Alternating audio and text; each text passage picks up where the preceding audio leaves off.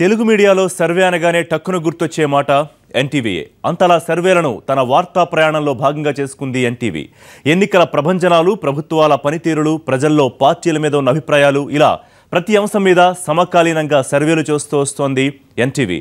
సాటి లేని మేటి సర్వేలుగా నిలుస్తూ వస్తున్నాయి ఎన్టీవీ సర్వేలు.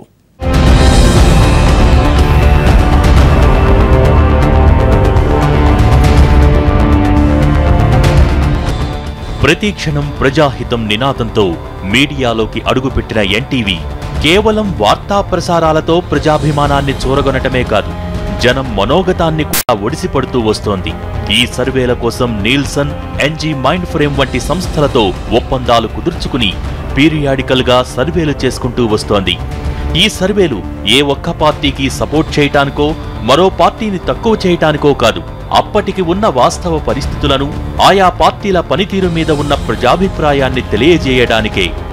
ఎన్టీవీ సర్వేల్లో వెల్లడైన అంశాలు ప్రజాభిప్రాయానికి ఖచ్చితంగా అద్దం పడుతూనే ఉంటాయని ప్రతిసారి వెల్లడవుతూనే వచ్చాయి.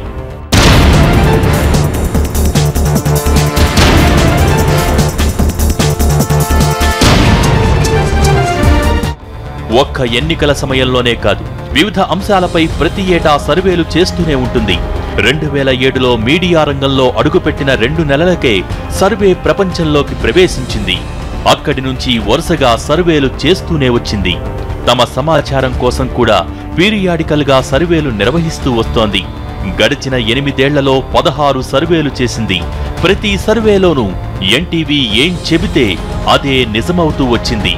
నిరంతరం మారే సామాజిక రాజకీయ పరిణామాలను ఎప్పటికప్పుడు విశ్లేషిస్తూ వాటిపై ప్రజల మనోభావాల్ని తెలుసుకుంటూ వస్తోంది.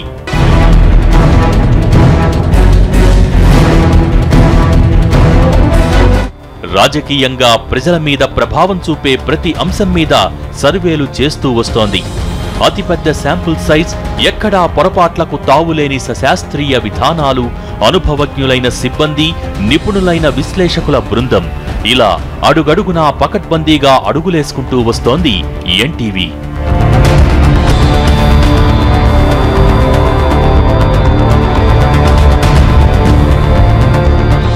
సర్వే ఫలితాలు వెల్లడించిన ప్రతిసారి మిశ్రమ స్పందనలే ఎదురయ్యేవి.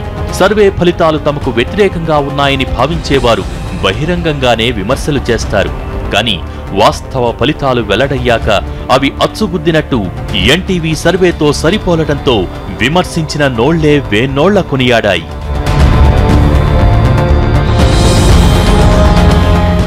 ఎప్పటికప్పుడు సర్వే విధానాల్లో సరికొత్త శాస్త్రీయ పద్ధతుల్ని జోడిస్తూ శాంపుల్ సైజును పెంచుకుంటూ మరింత ఖచ్చితత్వంతో మీ ముందుకొస్తోంది.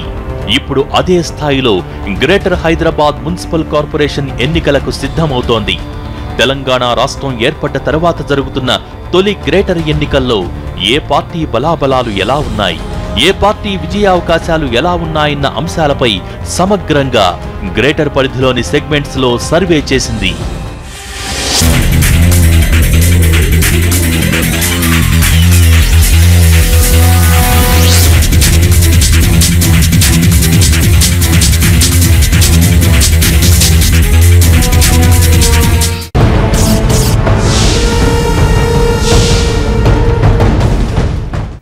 ఎన్టీవీ సర్వేలకు ప్రాణమైన అంశం శాంపిల్ సైజ్. అసలేంటి శాంపిల్ సైజ్? అంశాన్ని బట్టి శాంపిల్ సైజు ఎలా మారుతుంది? ఎన్టీవీ సర్వే ఫలితాల ఖచ్చితత్వం 100% అవ్వడానికి ఈ శాంపిల్ సైజు ఎందుకు కీలకంగా మారింది?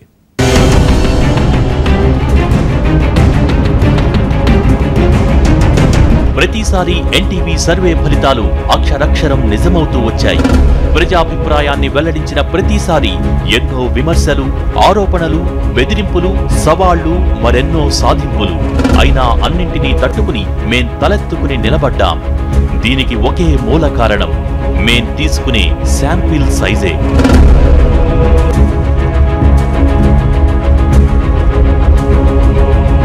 సర్వే ఏదైనా సరే, విశ్వసనీయత అన్నది అది నిర్వహించే శాంపిల్ సైజు మీద ఆధారపడి ఉంటుంది. 1 కోటి మందికి పైగా ఉన్న హైదరాబాద్ నగరంలో ఏ పార్టీకి విజయావకాశాలు ఉన్నాయన్న విషయాన్ని సర్వే చేయాలంటే ఏదో ఒక ప్రాంతానికి చెందిన ఓ 100 మందిని ప్రశ్నించి అభిప్రాయాలను సేకరిస్తే అది విశ్వసనీయమైన సర్వే కాదు.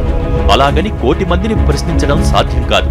కానీ ఈ కోటి మందిలో అన్ని ప్రాంతాల వారిని, అన్ని వర్గాల వారిని, అన్ని వయస్సుల వారిని సాధ్యమైనంత ఎక్కువగా ప్రశ్నిస్తే అప్పుడు వచ్చే సమాచారం విశ్వసనీయంగా ఉంటుంది.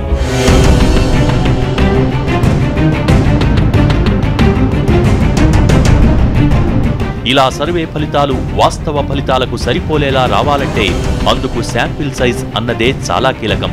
ఒక సర్వేలో ఎంతమంది నుంచి అభిప్రాయం సేకరిస్తున్నామన్నదే శాంపిల్ సైజ్. సాధారణంగా జాతీయ స్థాయిలో జరిగే అతిపెద్ద సర్వేలు కూడా గరిష్టంగా 25 నుంచి 50,000 వరకు శాంపిల్స్ సేకరిస్తే మేం మాత్రం ఒక్క మన రాష్ట్రం నుంచే అంతకు 4-5 రెట్లు ఎక్కువ మంది నుంచి శాంపిల్స్ సేకరించాం. అందుకే ఎన్టీవీ సర్వేలు మిగిలిన సర్వేల కన్నా పక్కాగా వస్తాయి. దేశ మీడియా చరిత్రలో ఇంతకు ముందెన్నడూ లేని విధంగా అత్యధిక శాంపిల్స్ తో సర్వేలు నిర్వహించటమే ఎన్టీవీ సర్వేల ఖచ్చితత్వానికి అసలు కారణం. –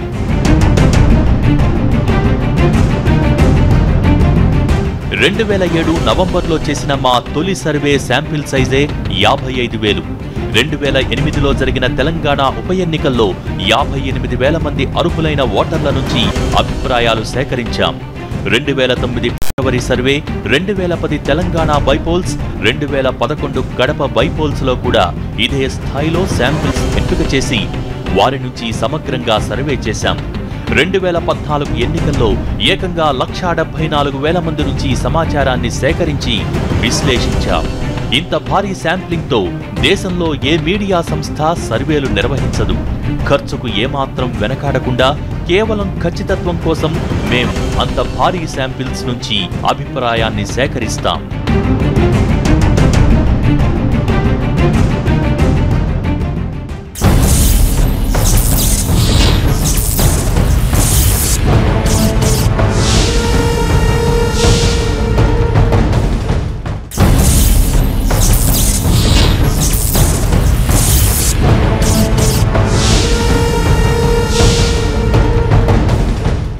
సశాస్త్రీయ సర్వేలు నిర్వహించడంలో ఎన్టీవీ 8 ఏళ్లుగా తన సత్తా రుజువు చేసుకుంటూ వస్తోంది. ఇంతకీ ఎన్టీవీ సర్వేలు ఎలా నిర్వహిస్తుంది?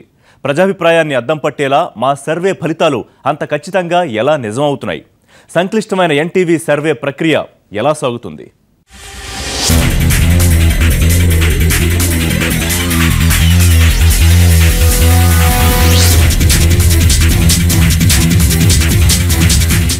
కోటి మందిలో కొందరి అభిప్రాయాల్నే అందరి అభిప్రాయంగా చెబితే అది ఖచ్చితమైన సర్వే అవదు.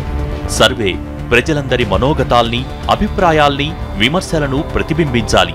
అన్ని ప్రాంతాలు, లింగ, వర్గ, సామాజిక, భౌగోళిక, ఆర్థిక, కుల, మత భేదాల వంటి విభిన్న అంశాలను పరిగణలోకి తీసుకోవాలి. అలా చేస్తేనే సర్వే ఖచ్చితమైన ఫలితాలనిస్తుంది. సశాస్త్రీయ ప్రణాళిక, సుశిక్షితులైన సిబ్బందితో నిర్వహించినప్పుడే అది నిజమైన సర్వే అనిపించుకుంటుంది. సర్వేలన్నీ నిజమవ్వవు. వాటిలో కొన్ని మాత్రమే వాస్తవానికి దగ్గరగా ఉంటాయి. 2008, 2010 కడప బైపోల్స్లో కానీ, 2009 సాధారణ ఎన్నికల్లో కానీ ఎన్టీవీ సర్వే చెప్పిందే అక్షర సత్యమైందంటే కారణం ఆ సర్వేలకి మేం ఎంపిక చేసిన శాంపిల్ విధానమే.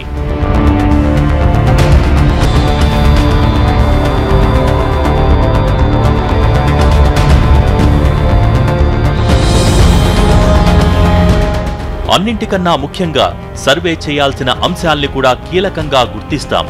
మేం పీరియాడికల్ గా ఎప్పటికప్పుడు సర్వేలు చేస్తున్నా ఏ అంశాల మీద సర్వే చేయాలన్న విషయాన్ని నిపుణులతో చర్చిస్తాం. రాష్ట్రాల్లో రాజకీయ పరిస్థితులు, నాయకుల మీద, పార్టీల మీద ప్రజలకు మారుతున్న అభిప్రాయాలు, రాష్ట్రంలో ప్రభుత్వ నిర్ణయాలపై ప్రజా ప్రతిస్పందనలు, ప్రస్తుత పరిస్థితుల్లో ఏ పార్టీ హవా వీస్తుంది, ఎన్నికల వేళకి ఏ పార్టీ పరిస్థితి ఎలా ఉండబోతోంది, ఎన్నికల్లో ప్రజలు ఏ పార్టీకి పట్టం కడతారు, ఇలా విస్తృతమైన అంశాల నుంచి పరిస్థితులకు అనుగుణంగా కొన్ని అంశాలను ఎంపిక చేసి వాటి మీద ప్రజాభిప్రాయాన్ని తెలుసుకోవటానికి కావలసిన ప్రశ్నావళిని పకడ్బందీగా సిద్ధం చేస్తాం.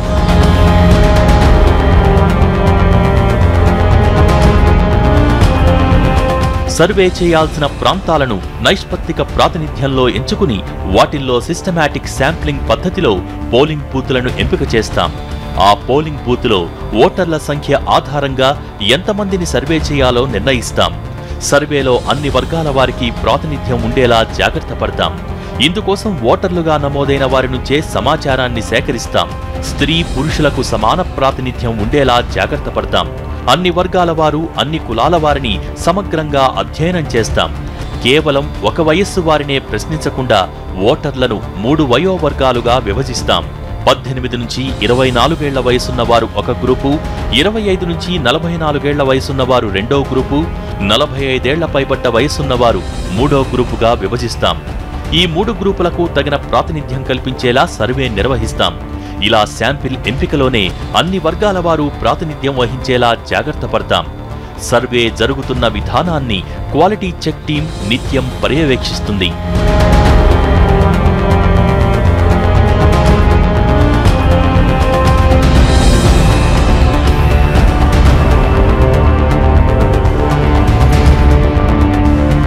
ఇలా విస్తృతంగా సేకరించిన సర్వే ఫలితాలను నిపుణులైన స్టాటిస్టీషియన్లతో విశ్లేషిస్తాం.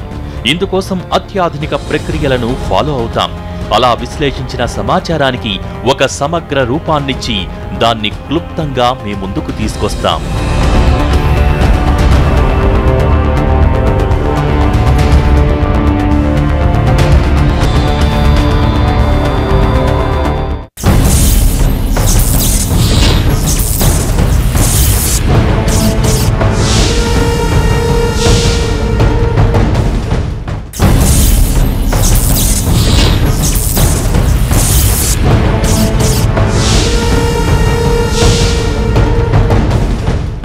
తెలుగు మీడియాలో ఒక ఛానల్ ఇలా సొంతంగా సర్వేలు చేయడం ఎన్టీవీతోనే ప్రారంభమైంది. అది ఎన్టీవీతోనే కొనసాగుతోంది.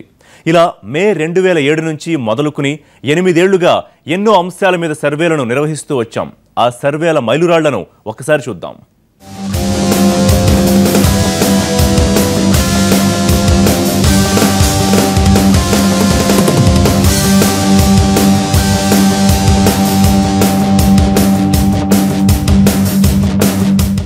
ప్రతి క్షణం ప్రజాహితమంటూ ప్రత్యక్ష ప్రసారాలతో సత్తా చాటడమే కాదు, రాజకీయ సామాజిక పరిస్థితుల్ని ప్రపంచానికి తెలిసేలా ఉన్నది ఉన్నట్టుగా సర్వేలు చేస్తూ వస్తోంది ఎన్టీవీ.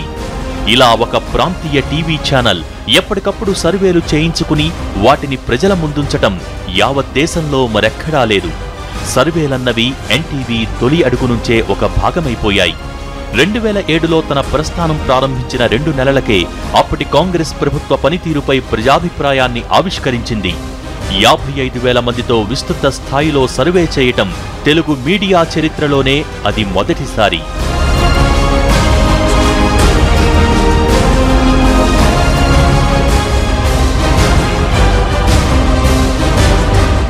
2008 జూన్లో 58,720 శాంపిళ్లతో రెండో సర్వే చేసింది. టీఆర్ఎస్ ఎమ్మెల్యేలు, ఎంపీల రాజీనామాతో బైపోల్స్ వచ్చాయి. ఆ రాజకీయ పరిస్థితుల్లో ప్రజాభిప్రాయాన్ని ఎన్టీవీ సర్వే చేసింది. ఆ ఎన్నికల్లో టీడీపీ హవా వీస్తోందని సర్వే వెల్లడించింది.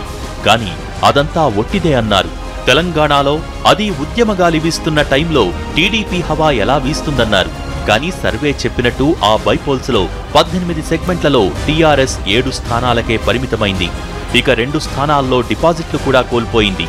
4 ఎంపీ సీట్లకు 2 దక్కించుకుంది. ఈ ఎన్నికల్లో టీడీపీ 5 అసెంబ్లీ స్థానాలు, కాంగ్రెస్ 6 సెగ్మెంట్లు దక్కించుకున్నాయి. ఇక ఎంపీ సీట్లు కూడా కాంగ్రెస్, టీడీపీలు చెరొకటి దక్కించుకున్నాయి. అలా రెండోసారికే ఎన్టీవీ సర్వేల స్టామినా ఏంటో ప్రపంచానికి తెలిసొచ్చింది.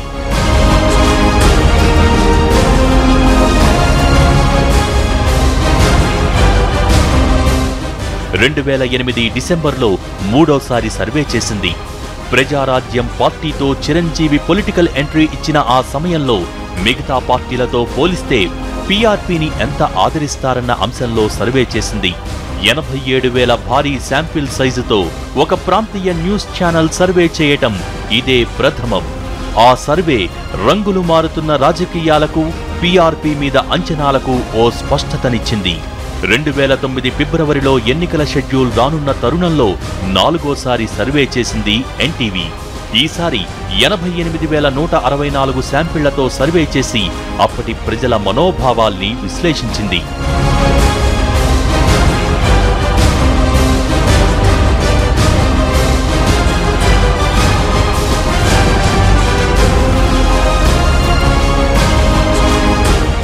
ఎన్టీవీ సర్వే చరిత్రలో 2009 ఎన్నికల సర్వే ఒక మైలురాయిగా నిలిచిపోయింది. ఆ ఎన్నికలకు కొద్ది రోజుల ముందు ఎన్టీవీ సర్వే ఫలితాలు అచ్చుగుద్దినట్టు ఎన్నికల ఫలితాలతో సరిపోలాయి. అంత ఖచ్చితంగా ప్రజాభిప్రాయాన్ని ఓ సర్వే ఒడిసి పట్టడం అదే తొలిసారి. ఈ ఎన్నికల్లో కాంగ్రెస్ 144 నుంచి 158 సీట్లు గెలుచుకుంటుందని ఎన్టీవీ చెప్పినట్టుగానే కాంగ్రెస్ 157 సీట్లు దక్కించుకుని అధికారంలోకొచ్చింది.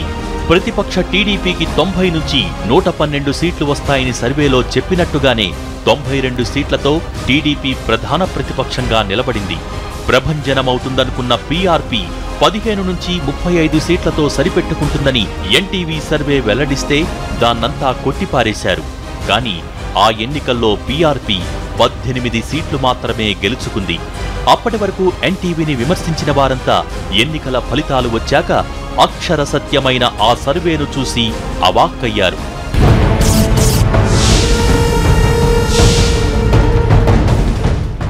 ఇక అంతా ఆసక్తిగా చూస్తున్న సీట్ల సంఖ్యని పరిశీలిద్దాం.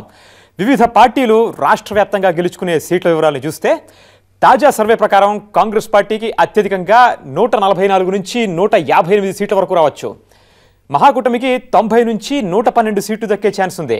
ఇక కొత్తగా పార్టీ పెట్టి తొలిసారిగా ఎన్నికల రణరంగంలోకి అడుగుపెడుతున్న ప్రజారాజ్యం పార్టీ 32 నుంచి 38 సీట్ల వరకు గెలుచుకునే అవకాశాలున్నాయి. ఇతరుల విషయానికి వస్తే 7 నుంచి 10 స్థానాల్ని తమ ఖాతాలో వేసుకోవచ్చు.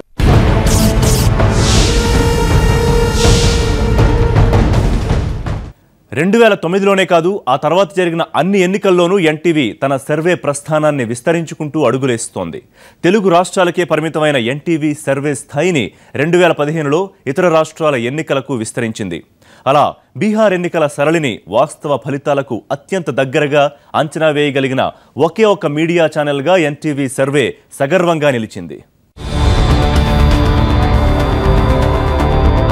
కాంగ్రెస్ రెండోసారి అధికారంలోకి వచ్చాక ఎన్నో రాజకీయ పరిణామాలు చోటు చేసుకున్నాయి. వైఎస్ దుర్మరణం, కేసీఆర్ దీక్ష, తెలంగాణ ఉద్యమంతో రాజకీయ అనిశ్చితి ఏర్పడింది. ఈ ఒడిదుడుకుల మధ్య రోసయ్య ప్రభుత్వం ఏడాది పూర్తి చేసుకున్న తరుణంలో 2010 జూన్లో ఎన్టీవీ నీల్సన్తో కలిసి 6వ సర్వే చేసింది.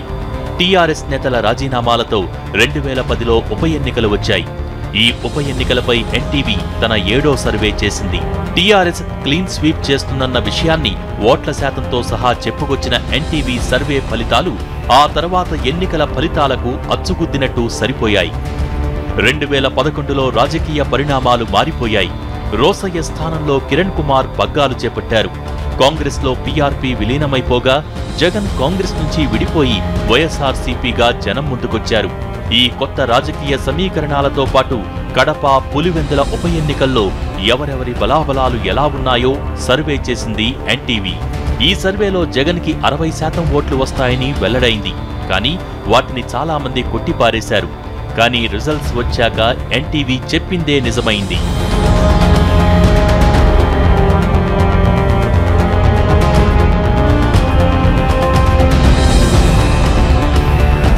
2012లో రాష్ట్ర రాజకీయాలు కీలక మలుపులు తిరుగుతున్న టైంలో ప్రభుత్వ పనితీరు, ఉద్యమంపై మారుతున్న ప్రజాభిప్రాయాన్ని ఎన్టీవీ నీల్సన్ సర్వే ఒడిసి పట్టింది.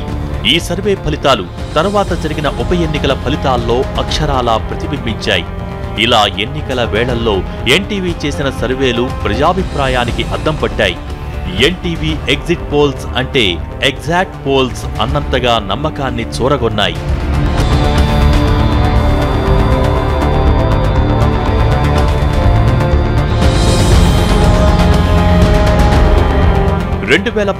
అక్టోబర్లో మరోసారి సర్వే చేసింది ఎన్టీవీ. విభజన ప్రకటనపై 2 ప్రాంతాల్లో ప్రజాభిప్రాయాన్ని తెలుసుకుంది. ఉద్యమం, సార్వత్రిక, సీమాంధ్రలో జగన్ ఎఫెక్ట్, తెలంగాణలో ఉద్యమ ఎఫెక్ట్ వంటి సంక్లిష్ట రాజకీయ తరుణంలో ఎన్టీవీ సర్వే చేసింది. 2014లో రాష్ట్ర విభజన ప్రక్రియ పూర్తయి పార్టీలు తమ ప్రస్థానం ప్రారంభించి టీఆర్ఎస్ విలీనం లేదని తేల్చేసిన తర్వాత 2 రాష్ట్రాల ఎన్నికల పోరుపై ఎన్టీవీ సర్వే చేసింది. ఈ సర్వేలో తెలంగాణలో టీఆర్ఎస్ అధికారంలోకి వస్తుందని చెప్పుకొచ్చాం. అది అక్షరాలా నిజమైంది. కానీ ఆంధ్రప్రదేశ్లో మాత్రం ఎన్టీవీ నీల్సన్ సర్వే అంచనాలకు మించి ఫలితాలు వచ్చాయి. సర్వేలో చెప్పిన అంచనాలు తప్పాయి.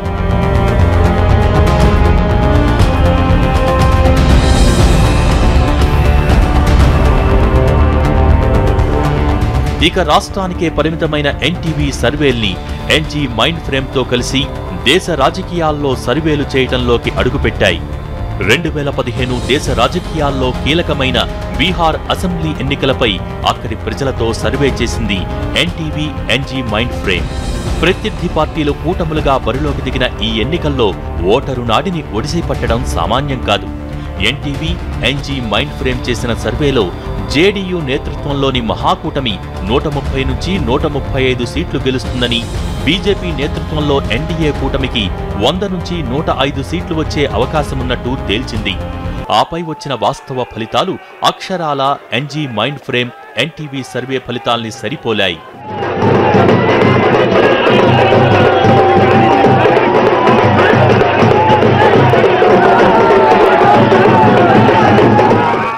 ఇలా ప్రాంతీయ టెలివిజన్ మీడియా చరిత్రలో ఛానల్స్ సొంతంగా సర్వేలు నిర్వహించడం అనే ప్రక్రియ ఎన్టీవీతోనే మొదలైంది. ఎన్టీవీయే దానిని కొనసాగిస్తోంది.